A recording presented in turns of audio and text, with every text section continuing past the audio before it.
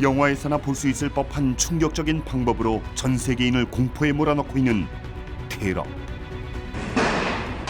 지구상에 테러 안전지대란 없을 정도로 테러의 위협은 더 과감하고 빈번하게 21세기 세계를 위협하고 있다.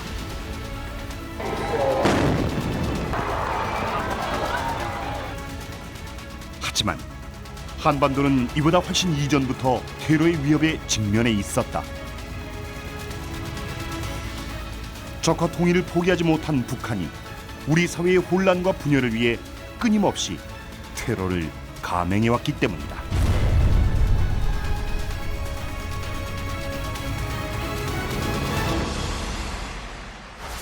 어느 날 갑자기 내가 이용하는 지하철이, 내가 걸어가는 거리가, 내가 일하는 직장 건물이 테러로 폭발한다면 정말 상상하기도 싫을 텐데요.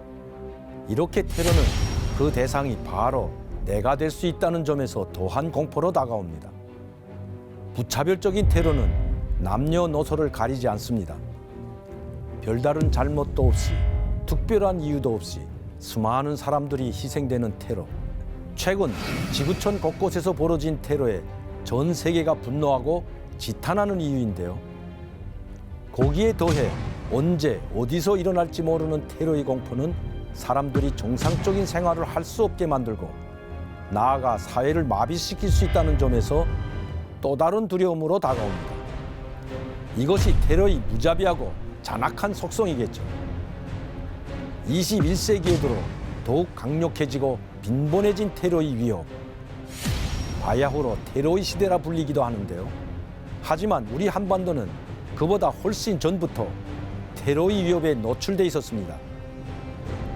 6.25 전쟁 직후부터 우리 사회를 뒤흔들기 위해 북한이 갖가지 테러를 자행해 왔기 때문입니다.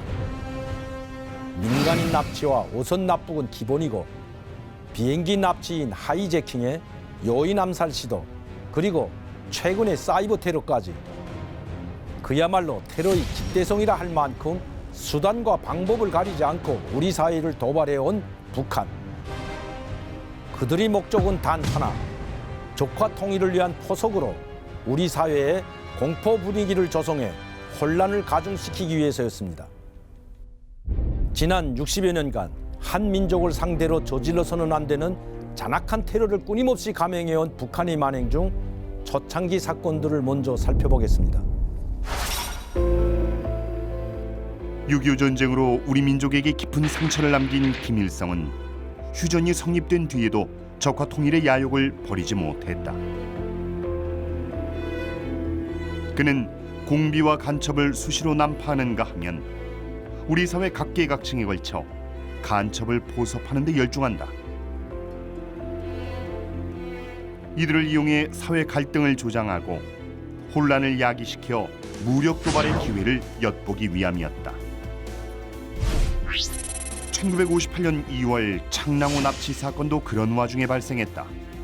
탑승원 34명을 실은 대한국민항공의 소속 국내 정기 여객기 창랑호가 부산을 출발하여 서울로 향하던 도중 괴뢰 간첩의 음모로 강제 납북된 놀라운 사건이 2월 16일 발생되었습니다. 우리 역사상 최초의 비행기 납치 사건이었다. 정말 시대의 사건이죠. 승객이 34명이었는데 그중에서 5명이 북한 공작원이었어요. 더군다나 지금 기준을 봐서는 정말 믿을 수 없는 건데 이 5명의 북한 공작원들이 총기를 가지고 탑승을 했어요. 당시만 해도 항공 보안에 대한 인식이 부족하던 시절이었다. 그렇게 무장한 공작원들에 의해 평양 순환 비행장에 강제 착륙한 창랑호. 그럼에도 북한은 자진월북이라 선전했다. 북한 주민들에게 북한 사회 체제에 대한 자긍심을 갖도록 하고 대한민국에도 역시 마찬가지 북한 체제가 더 우월하다라고 하는 것을 선전하기 위한 의도였다라고 봐야 되겠죠. 지난 2월 16일 적세 간첩에 의하여 개인의 여객기와 함께 북한에 강제로 납치되었던 한국인 승객과 미국인 조종사 서덕인 부부를 합친 26명이 납치된 지 만 18일 만인 3월 6일 오후 7시 옥신각신한 회담 끝에 판문점에서 송환되었습니다. 우리 정부뿐 아니라 유엔의 강력한 항의로 납치 18일 만인 3월 6일 납치범과 그 가족 등 8명을 제외한 승객과 승무원 26명이 돌아왔지만 기체는 북한에 억류됐다. 파렴치한 북한의 테러에 오히려 국민들의 반공의식이 높아지는 계기가 됐다. 당시 서울시청 앞 광장에서 열린 납북 승객 강연회엔 3만여 명의 시민들이 몰렸을 정도였다. 그러나 북한의 테러는 여기서 멈추지 않았다. 1967년 9월, 이번엔 수많은 사람들이 이용하는 열차를 목표로 테러를 시도한 것이다. 서울발 신탄진행 열차 5량 중 3량이 탈선했던 경원선 철도 폭파 사건은 레일 밑에 간첩이 매설해 놓은 폭발물이 터지면서 발생했다. 이상을 감지한 기관사가 급정거하지 않았다면 대형 참사로 이어질 뻔한 테러였다. 분명히 남한 사회에 어떤 동요가 있을 거라고 북한은 판단을 했던 거예요. 그 어떤 그 자신감이, 경제적인 자신감도 있었고 적화 통일에 대한 야욕을 버리지 못했던 점, 그 다음에 남한 내부에 어떤 혼란을 시킬 수 있다는 이런 3가지 어떤 효과가 있었기 때문에 지속적으로 했었죠. 적화 통일을 위한 북한의 테러는 집요했다. 승무원과 승객 51명을 태우고 강릉에서 서울로 향하던 대한항공 YS-11 여객기를 1969년 12월 또다시 납치한 것이다. 고정간첩 조창희에 의해 벌어진 사건이었다. 사건 발생 30시간 후 북한은 조종사들이 자진 입국했다고 주장했다. 창랑후 납치 10여 년 만에 또다시 반복된 하이제킹에 우리 국민뿐 아니라 세계 주요 항공사도 거세게 비판했다. 결국 2달여가 지난 70년 2월 몸서리치는 납북 66일 몇 번이나 돌려보낸다는 거짓말을 해온 북한 괴뢰는 갑자기 토요일 저녁을 기습해서 아무런 인수 절차나 인원수 확인도 없이 그나마도 기대하던 전원 송환도 하지 않고 짐짝같이 내려놓자마자 달아났습니다. 승무원 4명과 승객 8명을 제외한 39명이 돌아왔다. 북한에 억류돼 돌아오지 못했던 승무원 성경희 씨는 납북 30여 년 만인 지난 2001년 이산가족 상봉장에서 어머니와 만났다. 북한의 테러가 만들어낸 안타까운 현실이었다. 군수산업을 중심으로 성장해온 북한의 경제는 1970년대 들어 급격히 둔화된다. 계획경제의 한계가 드러나기 시작한 것이다. 그 지금 경제적으로 어려움이라든가 체제의 불안정을 외부로 특히 남한에 돌려가지고 체제의 안정을 도모하고 결속을 도모하는. 거기에 급변하는 국제정세도 북한을 자극했다.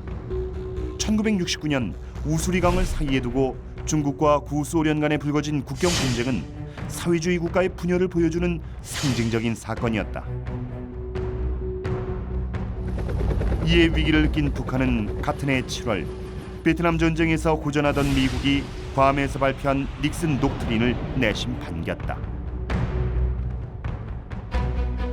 아시아 방위 문제에 미국은 군사적 개입을 자제할 것이며 아시아 문제는 스스로 해결해야 한다는 닉슨 독트린은 북한에겐 분명 희소식이었다. 우리 사회 내부에 어떤 안보 공백이 있는 것으로 김일성이가 판단을 하고 이 과정 속에서 북한이 테러 행위를 저지를 경우 이것이 성공으로 이어질 가능성이 많다라고 하는 판단을 한 거예요.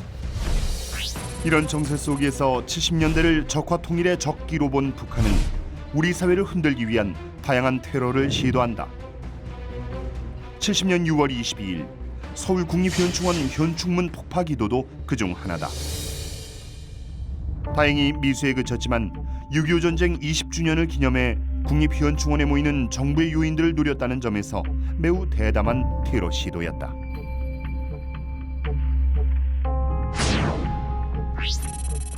그리고 1974년 8월 15일 29번째 광복절 기념식에 박정희 대통령 내외를 비롯한 정부 인사들이 한자리에 모였던 그날, 대통령이 경축사를 시작한 지 5분 정도가 지나서였다. 우리가 그동안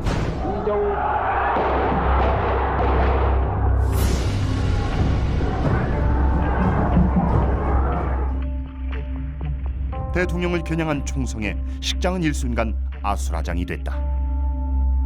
박정희 대통령 우리 최고 지도자이지 않습니까? 그러면은 바로 최고 지도자를 암살한다는 것은 그만큼 남한 사회를 혼란을 야기시키는 것. 그런 것을 목표로 했던 것이죠. 총에 맞은 유경수 여사는 결국 사망하고 만다. 한 국가의 영부인을 살해한 충격적인 테러를 저지른 범인은 현장에서 검거됐다. 반공법과 국가보안법 위반 등 무려 13가지 죄목으로 구속 송치된 테러범 문세광은 오사카에 거주하는 제1교포 2세로 일본 내 친북단체인 조총련과 관련된 인물이었다. 그러니까 만경봉호에 갔다는 것 자체가 결정적인 증거죠. 그 다음에 권총 교육을 시켰으니까요. 그 방법을 교육을 시켰어요. 만경봉호에 갔다는 것 자체가 북한의 어떤 깊숙한 개입을 나타내는 증거죠. 문세광이 북한의 지령을 받은 곳이라 자백한 만경봉호는 북한과 조총련을 이어주는 교포 북송선으로 유명한 선박이다. 1945년 처음 조직될 당시만 해도 이념을 초월한 일본 내 조선인 단체였던 조총련은 그 주도권이 공산주의자들에게 넘어가면서 김일성의 지시하에 친북한 단체로 탈바꿈 한다. 이후 북한은 조총련을 통해 경제, 물질적 지원을 받고 교포 북송 및 공작원 모집에도 적극 활용했다. 문세광도 그렇게 조총련에 포섭된 젊은이 중 하나였다. 너무나 충격적인 사건이었죠. 그래서 이 사건이 북한에 의해서 북한의 사주를 받은 제1동포 공작원에 의해서 저질러졌다라고 하는 것이 밝혀지면서 아주 북한에 대한 극렬한 어떤 그 반북 감정들이 이제 확산이 되게 됐고,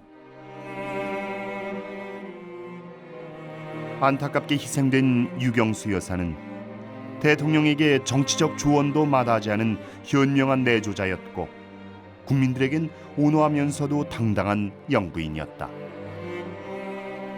온 국민의 사랑과 존경을 받았던 영부인의 갑작스런 죽음에 대한민국은 슬픔에 잠겼다. 5일에 걸쳐 국가장으로 치러진 장례식에선 2,900여 명에 이르는 각계 인사를 비롯해 수많은 국민들이 고인을 추모했다. 이후 문세광은 내란 목적 살인 등의 혐의로 기소됐고 대법원에서 사형이 확정됐다. 그렇게 테러 128일 만인 12월 20일 형이 집행되면서 그의 테러는 역사 속으로 묻혔다. 너무도 과감하게 일국의 대통령을, 그것도 수도인 서울 한복판에서 조격을 시도한 북한. 목적을 위해서라면 수단과 방법을 가리지 않는 그들의 속성을 극명하게 드러낸 사건이었는데요. 이때의 테러에는 23살의 제1교포 청년 문세광을 그 도구로 이용했습니다. 이는 일본 내 북한의 조력 집단인 조총련이 있었기에 가능했었죠. 당시 공산주의 사상에 심취해 있던 그가 조총련에 포섭되는 건 그리 어려운 일이 아니었죠. 결국 1974년 5월 문세광은 북한의 대1공작선이자 제1교포 북송선인 그 유명한 만경봉호에서 박 대통령을 조격, 살해하라는 지령을 받습니다. 이후 북한의 지원금을 받고 권총, 위조요건 등을 차근차근 준비해 일국의 대통령 조격이라는 엄청난 테러를 저지르게 된 겁니다. 역사에 만약이라는 가정법은 의미가 없지만 그때 만일 테러가 성공했다면 한반도는 또다시 거친 역사의 소용돌이에 휘말렸을지도 모를 일입니다.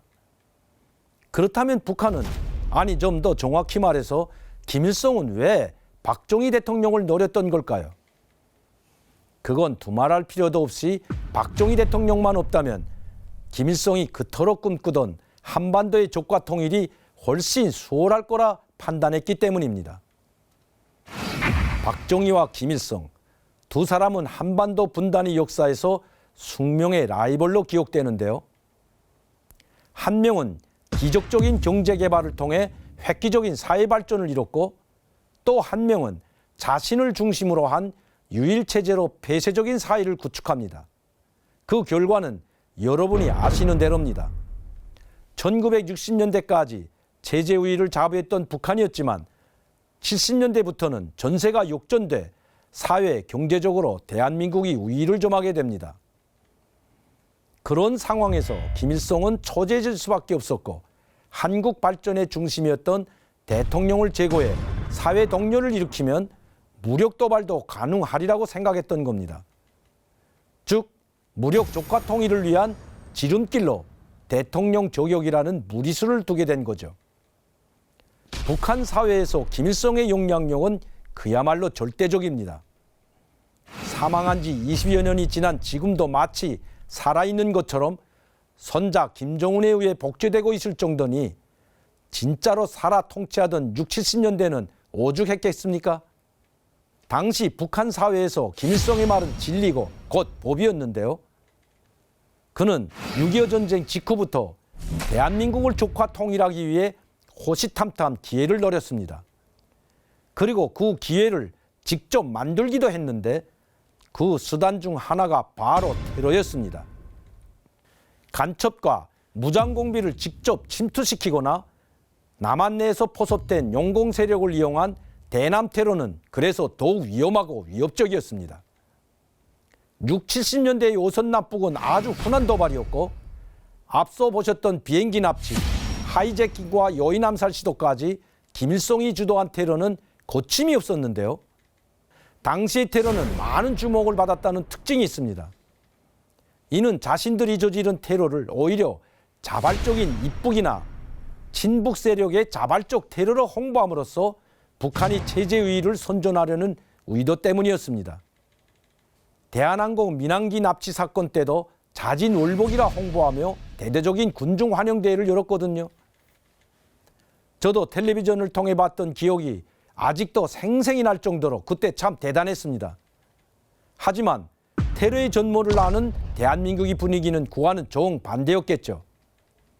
그래도 북한으로서는 나쁠 게 없는 것이 그런 잔악한 테러를 지켜보는 우리 국민들은 도한 공포로 다가왔기 때문이죠. 그로 인한 사회적 동료도 결국은 북한에 도움이 된다는 게 김일성의 생각이었습니다. 그래서 끊임없이 테러를 감행했던 거고요. 이렇게 6.25 전쟁 이후 70년대 중반까지 김일성은 오직 북한 체제를 홍보하고 나아가 조카 통일의 교두보를 마련하기 위해 테러를 이용했는데요. 과연 김정일은 어떻게 테러를 지시했던 걸까요? 지금부터 1970년대 후반으로 가보겠습니다. 1974년 김일성의 공식 후계자로 등장한 김정일은 이후 직접 대남 공작을 담당하면서 실질적으로 북한의 테러를 주도했다. 김정일이가 테러를 저지른 그 이전의 그 양상과 이후의 양상이 좀 달라지는데 그 이전의 양상은 대규모의 어떤 공식적인 그 침투, 대규모 무장 공비라든지 그 이후의 상황은 그것보다는 좀 더 교묘한 방법으로 이 테러 행위를 저지르고 있다라고 하는 양상을 우리가 볼 수 있죠. 김정일이 지시한 테러는 한반도를 넘어 세계 곳곳에서 자행됐다. 특히 납치 사건은 1970년대 후반 두드러지게 증가했다. 1971년 유성근 가족을 시작으로 79년 해외 연수 중이던 고상문 교사와 서독에서 실종된 정요섭 씨가 강제 납북됐으며 미수 사건까지 합치면 75년부터 5년 동안 20여 건에 이르는 납치 관련 사건이 발생했다. 6년 전 실종됐던 최은희 신상옥 씨가 북한 교열에 강제 납치돼 북한에 억류돼 있는 것으로 밝혀졌습니다. 1978년 1월 영화배우 최은희와 같은 해 7월 신상옥 감독을 납치한 사실은 6년이 지나서야 밝혀졌다. 당시 홍콩 영화사에서 합작영화 제의를 받은 최은희는 아무런 의심 없이 홍콩으로 향한다. 그러나 그녀를 초청한 이들은 홍콩에 거점을 둔 북한의 공작원이었다. 그렇게 유인된 3일 후 최은희는 배편으로 강제 납북된다. 절친한 동료이자 전처이기도 한 최은희의 실종 소식에 신상옥 감독은 그녀를 찾아 나선다. 미국, 일본 등 행방을 수소문하던 끝에 결국 그 역시 북한으로 향하게 된다. 이들 납치 배후엔 김정일이 있었다. 어려서부터 영화에 남다른 관심을 가졌던 김정일은 체제 선전과 우성화 작업에도 영화를 적극 활용했다. 그 연장선상에서 능력 있는 영화인이 필요했던 것이다. 그래서 좋다. 그럼 그 사람을 한번 데려와야 돼. 근데 그 사람 데려오는 걸 남자 데려오는 것도 무리다. 그게 무리인데 남자 데려오지 말고 신감독을 유혹하자면 뭐가 필요하다. 그래서 얘기하기 된다. 김정일은 뭔가 이렇게 대외적으로 드라마틱하게 보여주는 걸 좋아하거든요. 한국에서 정말 유명한 여배우와 정말 유명한 감독이 북한에 의거 월북을 해가지고 수령연품에 안겼어요. 이보다 더 좋은 효과는 없잖아요. 목적을 위해서라면 수단과 방법을 가리지 않는 독재자의 본성을 그대로 드러낸 치밀한 납치극이었다. 신문 제1면 큰 글씨로 여배우 최은희 실종. 불을 있는 대로 다 켜놓고 김일성한테 날 바치려고 그러는지 않나. 카메라까지 우리 신 감독은 카메라까지 직접 하셨으니까 하루에 2-3시간밖에 못 자고 주에 하루 뛰었다고요. 김정일의 적극적인 지원 하에 2년여 동안 무려 17편의 영화를 제작했지만 북한 체제에 순응할 수는 없었던 두 사람. 그때 제작된 그 영화들이 기본적으로 북한 체제를 찬양하고 또 그 찬양을 하면서도 또 작품성을 높이기 위한 그런 시도를 했던 것으로 기억이 되는데 8년 전 국제적인 미스테리 속에 북부에 납치되었던 영화감독 신상옥 씨와 영화배우 최은희 씨가 오스트리아의 수도 비인 주재 미국 대사관으로 극적으로 탈출해 잃었던 자유를 되찾았습니다. 이들은 탈출 후 기자회견을 통해 북한 사회의 현실을 폭로함으로써 또 한 번 세상을 경악하게 만들었다. 특히 북한 공작원에 의해 납치된 외국인에 대한 내용은 세계의 주목을 받았다. 외국인의 납치는 국제 역량을 강화하기 위한 시도예요.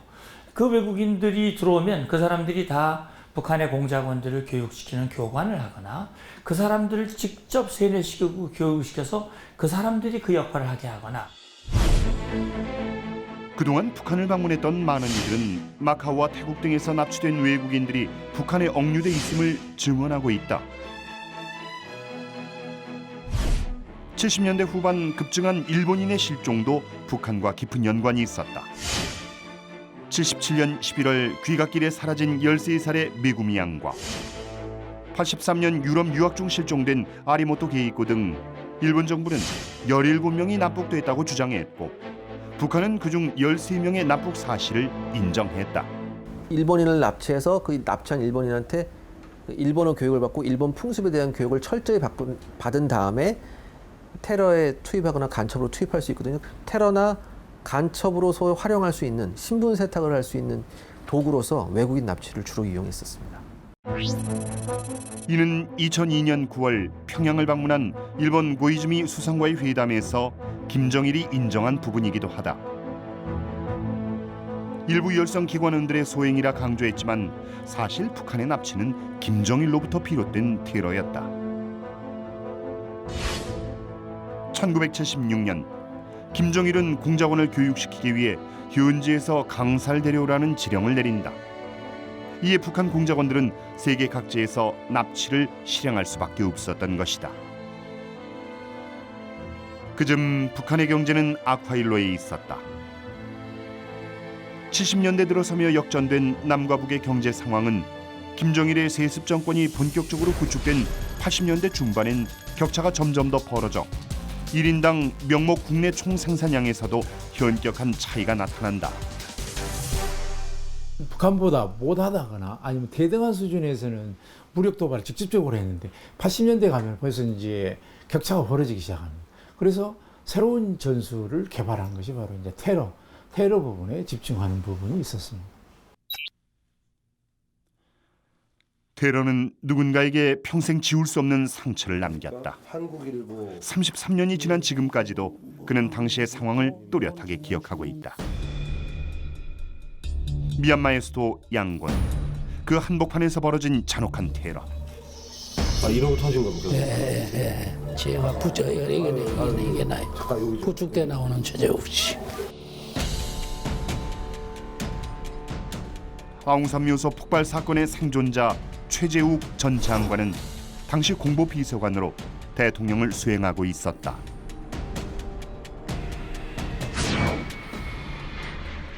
지금의 미얀마인 버마로 향해 대통령 일행이 출발한 건 1983년 10월 8일. 전두환 대통령과 22명의 공식 수행원은 동남아 순방길에 올랐다. 보름여의 기간 동안 버마를 시작으로 인도, 스리랑카, 호주 등 6개국을 방문하는 일정이었다. 버마, 인도, 중립지대에 있는 이걸 제3지대 지역이라고 그러는데 그 리더급이 없어. 미얀마, 버마 그 당시 이 남북한 간의 외교전에서 우위를 잡자는 것도 있지만은 올림픽이 열리니까 올림픽에 될 수 있도록 많은 나라들이 참여해달라. 당시의 버마는 우리나라보다 북한과 더 친밀했던 제3세계 국가였다. 그런 국가를 처음 방문하는 것으로도 충분히 의미 있는 행보였다. 그쪽 나라 영민관에서 1박하고 10시 20분쯤 출발을 해서 이제 10시 30분에 아웅산 묘지에 도착해서 참배를 하기로 돼 있었단 말이에요. 도착이 이튿날 미얀마의 독립영웅 아웅산이 묻혀있는 아웅산 묘소를 참배하는 것이 일행의 첫 번째 일정이었다. 이제 보통 해외에 가게 되면 그 나라의 국부 또는 중요한 국가 그 묘지 기념 그 하는 기념물에 가서 이제 이 헌화를 하고 의식을 하는데 수행원들은 모두 준비를 마쳤지만 대통령의 도착이 늦어지고 있었다. 버마 쪽에서 안내하는 사람이 있어야 될 거 아니에요. 그 안내를 맡은 사람이 버마 외무부 장관이에요. 버마 외상차가 중간에 고장이 났어. 한 4분 늦었어.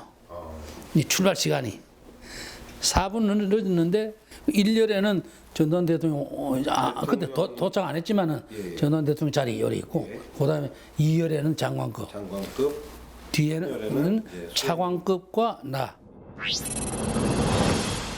수행원 여러분, 전두환 대통령께서 곧 출발하실 테니까 우리 정렬합시다. 넥타이를 딱 발고 딱 이렇게 딱 하고 딱 단추를 딱 이렇게 끼우는데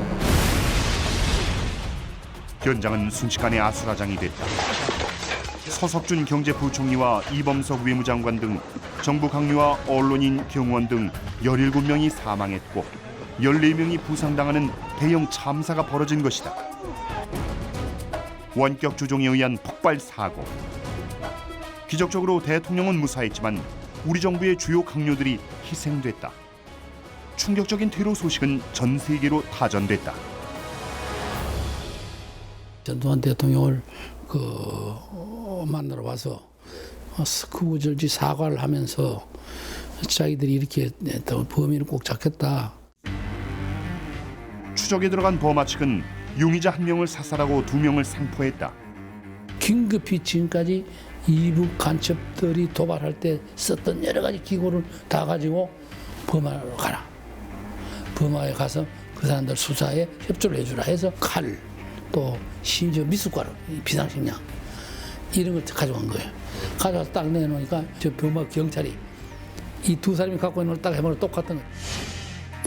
현장에서 발견된 브라우닝 권총도 북한이 벨기에에서 수입한 권총으로 확인됐다. 그동안 철저한 수사를 벌여온 버마 정부는 지난 11월 4일 이 사건이 북한 괴뢰군 특공대에 의해 자행된 것이라고 밝히고 1980년에 북한에서는 6차 당대회가 열립니다. 그 당대회를 통해서 김정일이가 이제 명실공히 후계자로 들어서게 돼요. 그러면서 김정일의 마음속에는 전두환을 제거함으로써 무언가 아주 확고한 대남 혁명의 어떤 이 여건을 만들고 또 본인의 그 입지를 좀 굳히자라고 하는 그런 아마 욕망이 생겼을 거예요. 생포된 범인 강민철은 북한의 지령을 받아 버마에 잠입한 후 우리 대통령 살해를 목표로 테러를 저질렀음을 자백했다. 이런 사건은 역사상 유례가 없지. 남은 나라 손님으로 간 인사를 받다 그 가서 말이야. 완전히 버마 당국의 주권을 유린하는 거거든. 버마는 즉각 북한과 단교하고 국가 승인마저 취소하는 강력한 조치를 취했다. 한 국가의 요인을 노린 최악의 테러에 국제사회의 비난이 이어졌다. 미국, 일본, 독일 등 70여 개 국가의 규탄에도 북한은 지금까지 테러 사실을 부인하고 있다. 이른바 이제 북한이 그때부터 로그 네이션이 되는 거죠. 불량 국가. 한마디로 깡패 국가가 되는 거예요. 누구의 말도 듣지 않는 국제법을 무시하는, 그다음에 자기네들의 국익을 위해서, 자기네들의 목표를 위해서는 살인도, 요인에 대한 살인도 서슴지 않는 이른바 법이 필요 없는 불량 국가가 되어버리는 거죠. 지금 다시 봐도 정말 어이없고 안타까운 사건입니다. 한 국가의 여인이 무려 17명이나 희생된 엄청난 테러. 그것도 제3의 국가에서 외교적 관례를 완전히 무시하고 테러를 자행했다는 점에서 전 세계의 충격은 실로 컸습니다. 당시 우리나라보다도 오히려 북한과 우호적인 관계였던 버마. 지금의 미얀마는 북한과의 외교 관계를 즉각 단절하고 더 나아가 국가 승인 취소라는 조치를 취합니다. 그들 입장에선 북한에 대해 얼마나 큰 배신감을 느꼈는지 보여주는 대목이죠. 사실 처음 사건이 발생하고 수사가 시작될 때 우리나라 측에선 직접 수사에 참여하고자 했다고 합니다. 하지만 버마 측에서 우회적으로 거부해 그들만의 단독 수사가 진행됐다고 하는데요. 전 세계가 수사 결과를 믿지 않을 수 없었죠. 그럼에도 북한은 끝까지 테러를 부인했습니다. 오히려 그 테러를 감추기 위해 사전에 위장술까지 펼쳤는데요. 테러 하루 전인 84년 10월 8일 북한은 중국 외교관들을 통해 미국 정부에 남북한과 미국의 3자 회담을 제의하는 메시지를 전달합니다. 이는 남한을 대화 상대로 수용하며 10여 년 만에 처음으로 북한이 펼친 적극적인 외교 공세였기에 미국 정부도 반겼는데요. 하지만 이런 제스처는 희대의 테러를 앞두고 대한민국과 미국의 위심을 지우려는 위장술에 불과했던 겁니다. 중간 메신저였던 중국까지 기만하며 그 다음날 테러를 감행한 북한. 당시 중국 최고 지도자였던 덩샤오핑은 이 사실에 격려해 테러의 배후에 있던 김정일을 구의 여생 동안 만나길 고비했다는 후일담이 전해지기도 합니다. 이렇게 우방국까지 무시한 채 대한민국 대통령을 노린 북한의 배후엔 앞서 언급했듯이 김정일이 있었습니다. 그는 테러에 관해서라면 아버지 김일성을 뛰어넘은 잔악함과 교활함으로 적극적인 테러 전술을 폈는데요. 64년 김일성 종합대학을 졸업한 김정일은 노동당 중앙위원회 선전선동부 등에서 당 업무와 권력구조에 대한 파악을 마친 후 1967년부터는 김일성 우상화 작업에 매진합니다.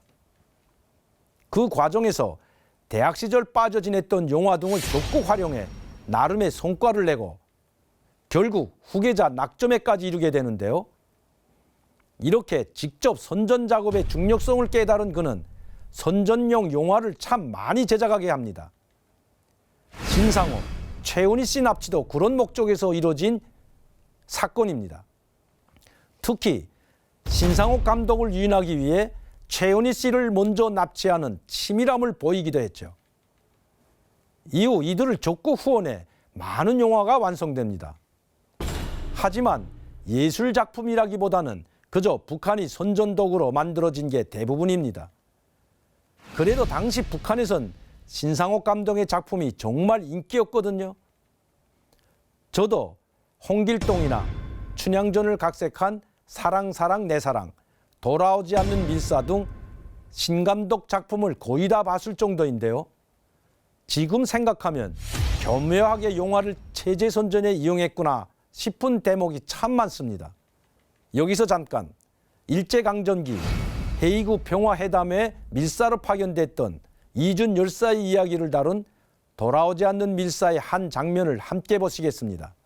한국의 대표 여러분들과 세계 인류 앞에 우리 조선민족의 억울한 사정을 호소하려고 이 자리에 나왔습니다. 우리 조선을 일제 침략자들의 희생물로 미끼로 내맡겨두지 말아 주십시오. 보시는 바와 같이 이놈은 사기꾼입니다. 불쌍한 우리 조선민족의 운명을 구원해 줄 힘은 과연 없단 말인가? 어떻게 보셨습니까? 마지막 죽어가는 이준 열사의 대사. 우리 민족을 구원해 줄 인물이 과연 없단 말인가? 정말 북한의 정권이 속이 훤히 드러나 보이지 않습니까? 이게 뭘 말하는 거겠습니까? 위대한 영도자 김일성을 부각시키려는 의도인 거죠. 모든 영화가 이런 식이니 자유롭게 영화를 제작해왔던 신상옥 감독은 정말 고역이었을 겁니다. 1980년대 중반에도 그랬습니다. 86 서울 아세안 게임과 88 서울 올림픽을 앞두고 북한은 발등에 불이 떨어진 것처럼 온갖 방법으로 방해 공작을 폈는데요. 상상도 못할 잔혹한 테러를 벌인 것도 바로 그때였습니다. 김포공항. 이곳은 인천공항이 생기기 전까지 국내 최대 규모의 공항이었으며 현재 연간 약 2,300만 명이 이용하고 있다. 지금은 평화로워 보이는 김포공항. 하지만 30년 전 이곳은 예상치 못한 참사의 현장이었다. 누군가에 의해 폭탄 테러가 자행된 것이다. 아시안게임이 열리기 6일 전 김포국제공항 청사 앞에서 굉음과 함께 폭발물이 터졌다. 이는 수류탄 7개가 터진 것과 맞먹는 수준이었고 이 사건으로 5명이 숨지고 30여 명이 중상을 입었다. 그런데 그로부터 23년이 지난 2009년 뚜렷한 증거도 범인도 잡히지 않아 영구 미제 사건으로 분류됐던 김포공항 폭탄 테러 사건의 전모가 밝혀졌다. 동독의 정보기관 슈타지의 창고에서 발견된 비밀 문서에 그 실마리가 있었던 것이다. 범인은 무슬림 테러리스트 아부 니달. 그는 역대 최악의 테러리스트로 꼽히는 인물이다. 아부 니달이 이끄는 ANO는 1974년에 조직된 이후 전 세계적으로 가장 위험한 팔레스타인 테러리스트 단체로 알려져 있었다. 미국의 레이건 전 대통령도 아부 니달을 세계에서 가장 위험한 테러리스트라 부를 정도로 악명이 높았다. 세계 곳곳에서 각종 테러를 일으킨 그가 김포공항 테러도 주도했다는 것. 그런데 아부 니달과 함께 우리나라의 테러를 감행한 진짜 범인은 바로 김일성이었다. 김일성이 아부 니달에게 테러를 사주한 배우였던 것이다. 김일성이가 자기들이 테러 행위를 하면서도 마치 자기들이 한 것이 아닌 것 같이 포장을 해야 되거든요. 그러려면은 이 제3국의 인물들을 사용을 해야 된단 말이죠. 중동에 있는 그런 테러리스트를 포섭을 해서 그의 소행으로 김포공항 테러가 일어난 걸로 밝혀지고 있고요. 북한에서 훈련을 하기도 했던 아부 니달은 김일성과 친분이 있는 것으로 알려져 있으며 둘의 관심사는 같았다. 바로 테러였다. 이미 북한은 세계 여러 나라에 영향을 주면서 테러 공화국으로 자리 잡고 있었다. 각국의 반정부 단체와 연합해서 내란을 일으키거나 게릴라들을 훈련시키고 무기와 자금을 제공했다. 대표적으로 아프리카의 짐바브웨와 콩고, 그리고 남아메리카의 우루과이 정부를 전복하려는 음모에 가담했으며 이집트 등 14개국에서도 비슷한 활동을 벌이기도 했다. 이러한 테러리스트들의 방해 공작에도 불구하고 우리나라는 아시안게임을 성공적으로 마친다. 아시안게임의 성공은 우리나라의 경제력뿐 아니라 국제적 역량에도 큰 영향을 미쳤다. 그리고 세울 전 세계인들의 스포츠 잔치인 88 올림픽의 서울 개최가 확정됐다. 당시 서독 바덴바덴에서 서울이 일본 나고야를 52대 27 압도적인 표차로 누르고 제24회 하계올림픽을 유치한 것이다. 분단 국가에서 열리는 올림픽은 우리에게만 특별한 것이 아니었다. 모스크바 올림픽엔 미국이 참가하지 않았고 LA 올림픽엔 소련이 불참했다. 그런데 서울 올림픽에서는 공산 진영의 나라들이 참가 의사를 밝히면서 12년 만에 전 세계가 화합하는 완전한 올림픽이 열리게 됐다. 아시안게임뿐만 아니라 올림픽이 열린다. 이건 뭐 도대체 김일성이나 김정일의 입장에서는 용납할 수 없는 거란 말이죠. 대한민국으로 가는 것은 이건 굉장히 위험한 일이고, 따라서 이 아시안게임이나 올림픽에 참여하지 말아야지. 그렇게 그런 나라들이 하나둘 늘어나게 되면 결국은 반쪽 대여가 될 것이고, 반쪽 대여가 되면 대한민국의 위상은 오히려 위축될 것이고, 그렇다면 김일성과 김정일의 노림수와 일치가 되는 것이잖아요. 북한은 어떻게 해서든 우리나라에서 세계적인 행사가 열리는 것을 방해할 것이라고 예상했기 때문에 우리는 아시안게임 때보다 보안 수준을 더욱 강화했다. 특히 전 세계적인 축제인 만큼 외국인들이 드나드는 공항에 철저한 보안 시스템을 구축했다. 공항이 뚫리면 더 큰 테러로 이어질 수 있기 때문이다. 하지만 북한은 우리의 예상을 뛰어넘어 해외에서의 테러를 계획했다. 바로 칼기 폭파 사건. 비행 중이던 대한항공 858기가 공중 폭파됐다. 이 사건으로 아부다비에서 방콕으로 가던 대한항공 탑승객 115명 전원이 사망했다. 칼기 폭파 사건의 범인은 신이찌란 일본 이름의 김승일과 마유미라 불렸던 김현희였다. 하지만 체포 직전 북한 공작원 김승일은 자살했고 자살에 실패한 김현희만 생포됐다. 폭발하고 스위치를 동작시켰습니다. 액체형 폭발용인 약초병을 함께 넣어가지고 비행기에 올랐습니다. 비행기에 올라서 그 비닐 주머니를 침 넣는 손바닥에 올려놓고 아부다비에 와서 내릴 때는 그 비닐 주머니를 가지고 내리지 않았습니다. 김현희의 증언으로 칼기 폭파 사건의 배후가 북한이었음이 명백히 드러났다. 목적은 서울올림픽 방해와 정부에 대한 불신 조장. 북한은 무자비한 테러로 88 올림픽을 저지하려 했던 것이다. 남한이 결코 안정돼 있지 않다. 남한에서 올림픽 같은 거대 규모의 행사도 하면 안 된다. 왜? 우리가 결코 좌시하지 않을 거니까. 서울올림픽을 앞두고 일어난 테러에 전 세계 이목은 한반도로 집중됐다.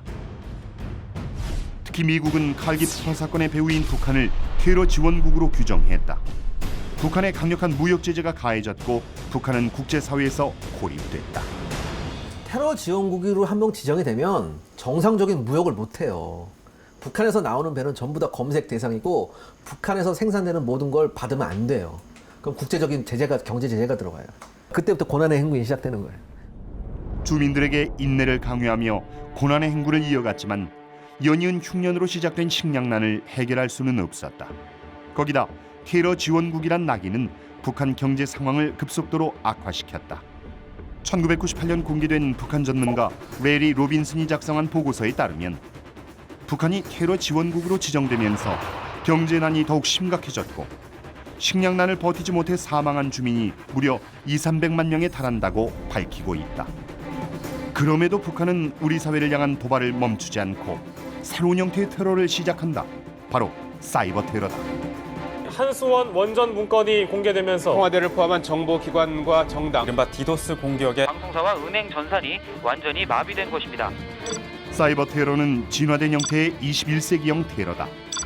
북한은 디도스 공격으로 정부기관 등의 전산망을 마비시키고 해킹으로 원전 정보까지 유출시켰다.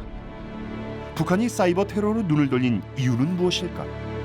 북한으로서는 가장 손쉬운 거죠. 왜냐면 해놓고 자기네가 안 했다고 이제 우길 수가 좀 있고, 그 다음에 사이버는 대부분의 경우에 인명 손실이 없잖아요. 그러니까 비난을 덜 받죠, 국제적으로. 그래서 북한 입장에서 보면 자기들이 우리 대한민국에 비해서 전력적 우위를 가지고 있으면서도 가장 손쉽게 할 수 있는 그런 어떤 전력 자산이기 때문에 사이버 공격을 많이 하죠. 사이버 테러는 눈에 보이지 않지만 그 영향력은 엄청나다. 북한은 한수원 직원 3,500여 명에게 악성 코드를 담은 이메일을 발송했다. 2003년부터 시작된 사이버 테러는 정부 주요 기관과 금융기관을 노렸다. 이번 범행은 금전보다는 사회적 불안과 국민적 불안 심리 야기를 노리는 북한 해커 조직의 소행으로 북한은 20여 년 전부터 사이버 테러를 위한 철저한 준비를 하고 있었다. 북한의 해커들은 무려 6천여 명. 사이버 공격은 때와 장소를 구분하지 않고 아무런 징후 없이 공격이 가능하다. 때문에 우리 군에서도 이를 방어하기 위해 사이버 사령부를 만들었다. 테러의 개념을 넘어서 우리 국방은 전쟁이라는 사이버 전쟁을 현재 수행하고 있다는 걸 인식을 가지고 최악의 경우 사이버 테러는 전쟁 못지않은 파괴력을 가질 수 있다. 이에 군에서는 관련 매뉴얼을 만들어 만반의 준비를 하고 있는 것이다. 하지만 지금도 북한은 사이버 테러를 위해 능력 있는 어린 학생들을 선발해 교육에 열심이다. 그리고 이들을 전문 해커 부대에 편입시키거나 해킹 프로그램 개발에 투입하고 있다. 중고등학교 때 집중 훈련시키고 거기서 또 300명 정도를 추려가지고 이제 김책공대라든지 김일성대라든지 그런 데 보내가지고 매년 300명의 굉장한 수준의 어떤 사이버 인력들을 갖다가 키워내가지고 걔네들을 갖다가 군대에서 이제 정찰 천국에 주로 배치하고 있지만 군대에서 직접 활용하고 있고 또 일부는 해외에 파견해서 해외 공작도 하고 있습니다. 우리를 위협하는 또 하나의 사이버 테러, 바로 GPS 교란이다. 현재 운송 수단에서 필수적인 GPS. GPS 기능이 마비되면 정상적인 작동이 불가한 것은 물론 대형 참사로 이어질 수 있다. 때문에 우리 군에서는 북한의 사이버 테러에 맞서 24시간 사이버 감시 시스템을 운용하고 있다. 또한 GPS 교란 징후 감시부터 사후 대응까지 가능한 GPS 전파 혼신 위기 대응 체계를 완비해 북한의 테러에 긴장을 늦추지 않고 있다. 핵이나 미사일을 쏘면 미국을 공격했다면 본토에 도달하는데 30분이건 1시간 시간이 걸리잖아요. 사이버는 빛의 속도로 공격할 수 있어요. 그러니까 이게 북한 입장에서 보면 굉장한 어떤 위협 수단이라고 볼 수 있죠. 그렇죠. 절대 포기 안 하죠. 절대 포기 안 하죠. 수많은 안보 전문가들이 한반도를 위협하는 북한의 도발로 핵무기와 미사일 그리고 사이버 테러를 꼽고 있습니다. 핵과 미사일에 견줄 만큼 사이버 테러의 위험성이 어마어마하다는 의미일 텐데요. 요즘 웬만한 은행 업무는 인터넷 뱅킹으로 해결하고 각종 카드 결제며 심지어 위치 서비스까지 사이버 세상에 의존해 살아가는 우리 생활을 생각하면 사이버 테러의 파괴력은 우리의 상상을 초월할지도 모를 일입니다. 그런 파괴력을 알고 있기에 북한은 점점 더 강도 높게 사이버 테러를 벌이기 위해 총력전을 펴고 있는데요. 대남 도발의 본산이라고 할 수 있는 정찰 총국 산하에 사이버전 지도국과 기술정찰조, 110호 연구소 등을 두고 사이버 테러 전담 부대로 활용하고 있고요. 인민무력부 산하 미림대학과 평양 제1고등학교 등에서 매년 50명에서 100명의 전문 해커를 양성 및 배치하고 있으니 정말 작정하고 사이버전을 준비하고 있는 겁니다. 아버지 김정일에 이어 김정은도 사이버전에 대한 관심이 매우 높다고 합니다. 그래서 정찰청국 관계자들을 따로 격려하고 모바일 해킹 등 적극적으로 지령을 내리기도 한다는데요. 심히 우려가 되는 부분입니다. 김정은은 워낙 권력 기반이 취약해서 집권 후 지금까지 공포 정치로 일관하고 있지 않습니까? 자신의 권력을 지키기 위해 물불 안 가리는 대담한 사이버 테러를 벌이질 않기를 진심으로 바랄 뿐입니다. 사이버 테러는 21세기에 맞춰 더욱 진화된 버전의 테러를 할 수 있습니다. 보이지 않는 적과의 싸움이기에 우리 역시 더욱 경각심을 갖고 대응책을 마련해야 할 것입니다. 북한 도발사, 다음 이 시간엔 지금 이 순간도 한반도를 긴장 상태로 몰고 가고 있는 북한의 핵도발에 대해 살펴봅니다.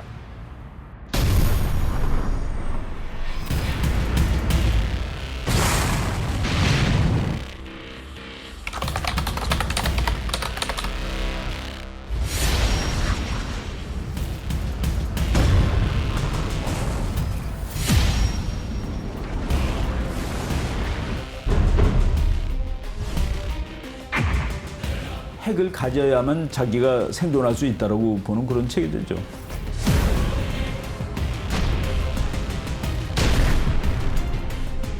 서울이 멀지 않습니다. 전쟁이 일어나면은 불바다가 되고 말아요. 북한의 목표가 뭐겠습니까? 조카통이라는 것이거든요. 핵 보유 강성대국 모습을 대내외에 선포하는 거거든요. 참혹한 종말을 면치 못할 것이다.